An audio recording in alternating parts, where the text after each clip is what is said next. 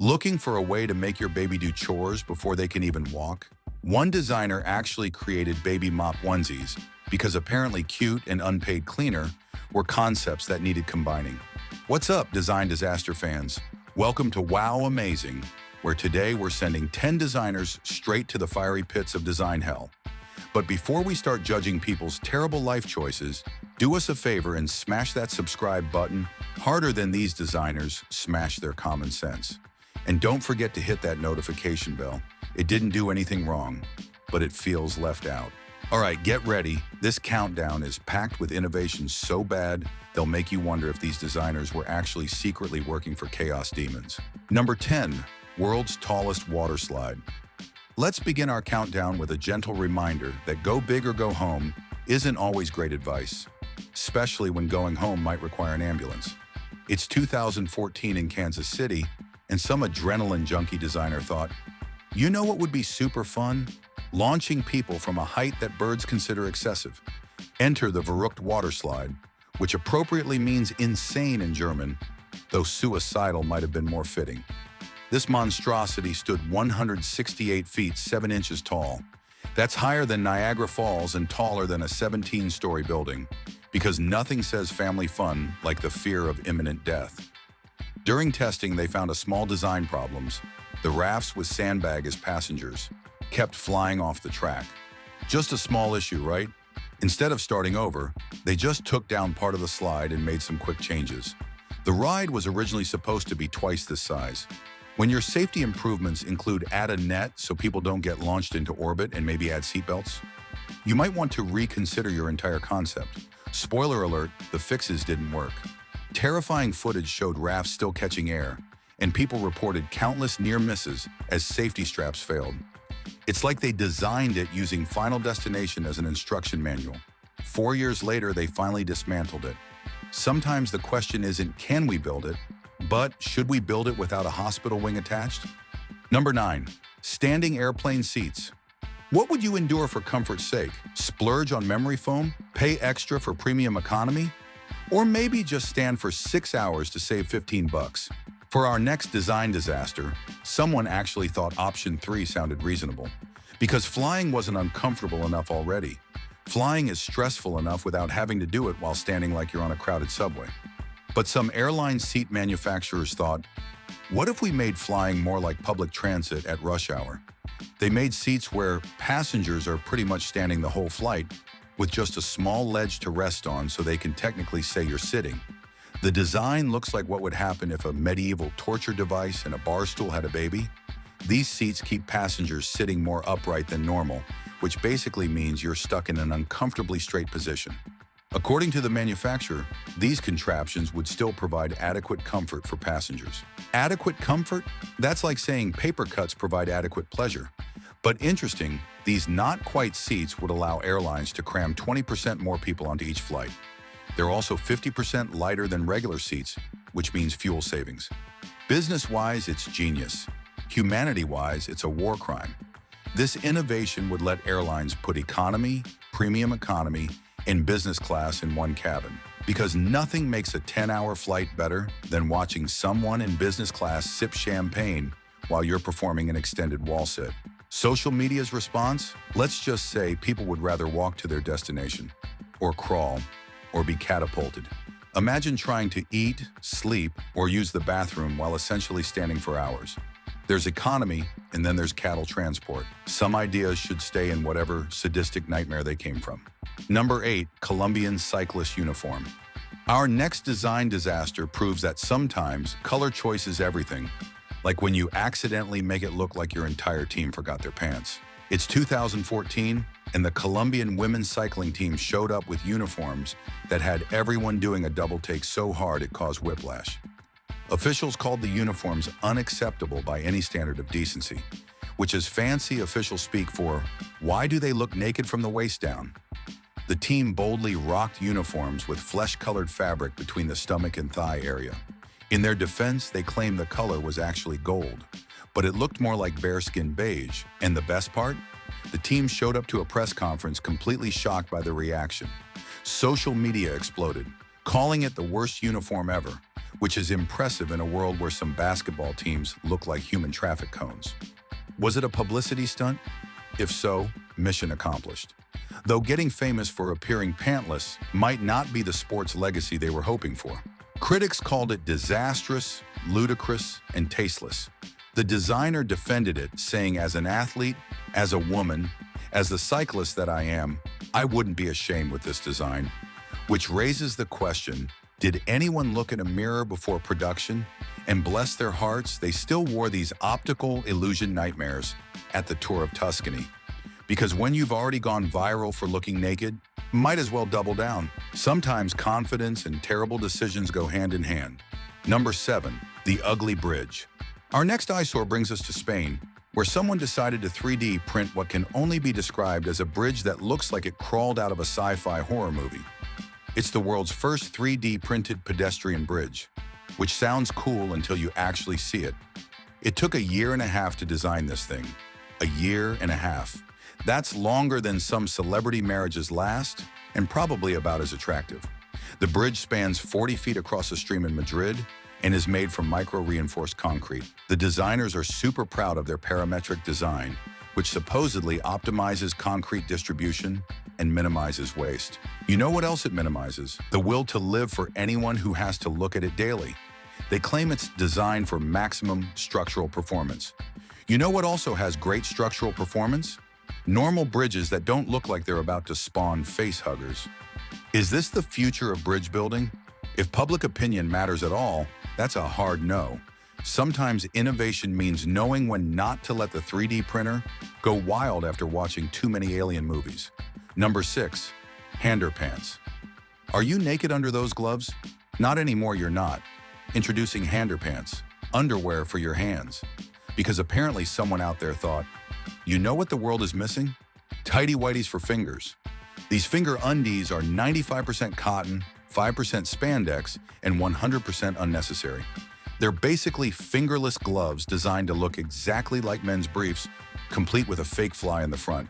Because who doesn't want their hands to look like they're wearing whitey-tighties? The marketing claims they'll keep your hands warm, prevent chafing, and absorb sweat. You know what else does that?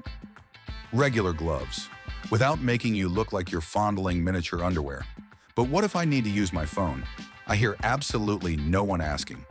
Well, they're fingerless, so your digits are free to swipe right on all the dating profiles that will immediately unmatch when they see you wearing hand underwear. Don't worry about the fit either. One size fits all. And if you're feeling particularly brave, you can even wear them to the gym. Of course, instead of buying these, you could just cut holes in your actual underwear and save yourself some money. Just, wash them first. Or don't. We're not judging your life choices. We're just judging these ridiculous hand undies. When the product description includes, "We bet you didn't know you needed Handerpants until right now," they're right, because we still don't need them, and neither do you. Number 5, TV hat, looking for a way to watch videos in public while also guaranteeing nobody will ever talk to you again? Introducing the TV hat, a baseball cap with what can only be described as a face coffin attached to the front. It's basically a cap with an abnormally long brim, side blinders like a horse might wear, and a built-in magnifying glass for your phone.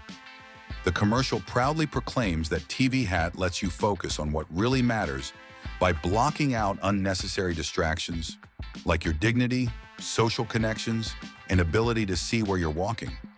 Buy one for yourself and buy another for someone you love to ignore. The best part? It comes in various colors, including camouflage. Because when you're wearing what looks like a shoebox on your face, stealth is definitely still an option. I can't see you, so you can't see me. Logic at its finest.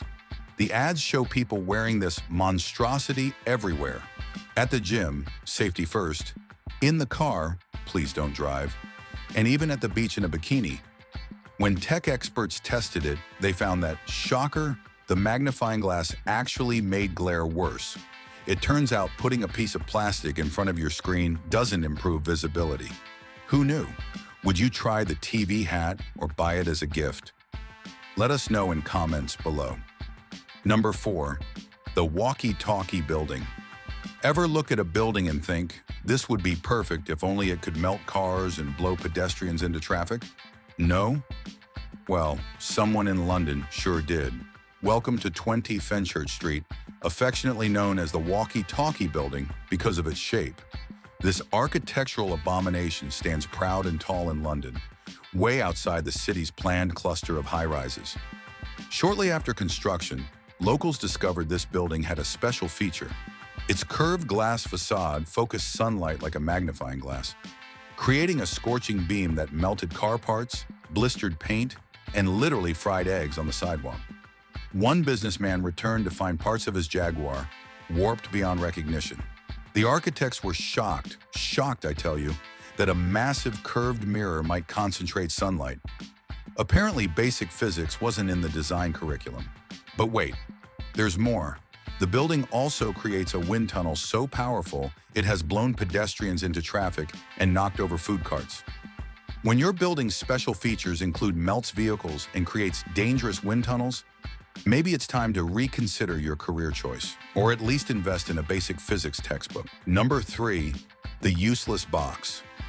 Our next design is literally called the useless box. At least they're honest. This technological marvel does exactly one thing. When you flip its switch to on, a mechanical arm pops out, flips the switch back to off, and retreats back inside the box. That's it. That's the entire function.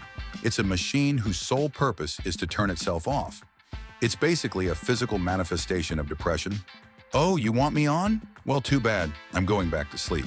The useless box was created by an artificial intelligence pioneer back in 1952. That's right. One of the fathers of AI spent his valuable brain power creating a box that does absolutely nothing useful. Somehow, that feels prophetic. An Italian artist also began building useless machines in the 1930s as a way to counter the threats of a world run by machines. His solution? Make machines that are pointless. The best part? People actually buy these things. Completed versions and DIY kits are available for purchase, proving once again that humans will pay good money for absolutely anything. Is it art? Is it a statement? Is it a complete waste of resources? Yes and yes, but at least it's honest about its uselessness, which is more than we can say for some products on this list. Number 2, treadmill bicycle. Have you ever been riding a bike and thought, this is great, but I wish it was more complicated, expensive, and silly looking? No? Well, someone did.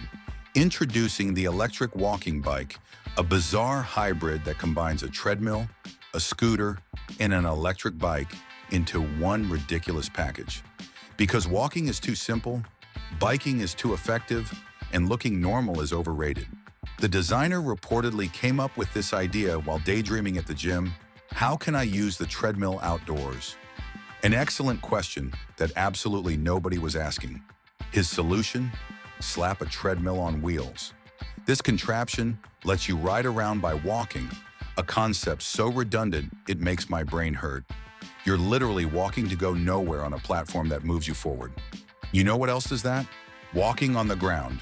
The battery can take you 30 to 50 miles, which is impressive until you realize you could have just ridden an actual bike for free.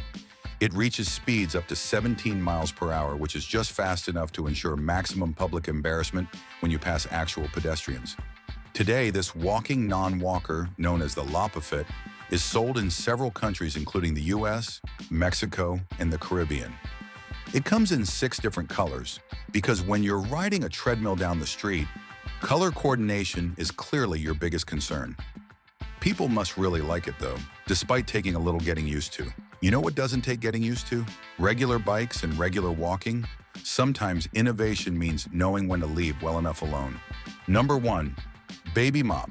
Our number 1 design disaster proves that some people shouldn't be allowed near both babies and cleaning supplies at the same time. Is this the cutest form of child labor ever? The baby mop romper is exactly what it sounds like. A onesie with mop fibers attached to the arms, legs, and torso, so your crawling infant can polish your floors while they explore. It's like a Roomba, but with crying and diaper changes. Enjoy watching them clean your house and witness the moment when a person becomes useful for the first time in their life. Because nothing builds self-esteem like being told your only value is how shiny you can make the kitchen floor. The marketing claims that crawling more can effectively exercise back and neck muscles so that the baby becomes stronger and healthier. Sure, and my daily walk to the fridge is training for the Olympics. By that logic, why not attach sponges to your toddler too? Dishes need washing. It's supposedly great for casual wear, parties, or photo shoots. Because nothing says, I'm a fun parent, like dressing your kid as cleaning equipment. This is little Timmy. He's our son's janitor. Available in red, white, or blue pink, this cotton onesie features a snap closure on the back and diaper area for easy access. It supposedly teaches your baby a good work ethic early, because apparently goo goo gaga translates to, yes, boss, I'll get right on that floor. Since babies make more messes than they could ever clean, this outfit definitely doesn't earn its keep. But at least you can get some social media likes before Child Protective Services shows up. Turning your precious bundle of joy into a human Swiffer? That's not just a questionable design choice. That's straight-up villainy that earns our #1 spot in design hell. Okay, maybe going to hell is a little bit too much for some of these design ideas. Maybe they just need a do-over. We've got to admit the designers most likely had the best of intentions. These videos are as much fun as the products themselves, don't you think? Share this video if you do, and like and subscribe while you're here. As always, stay smart, stay safe, and remember, bad design is watching. This is Wow Amazing, signing off until next time.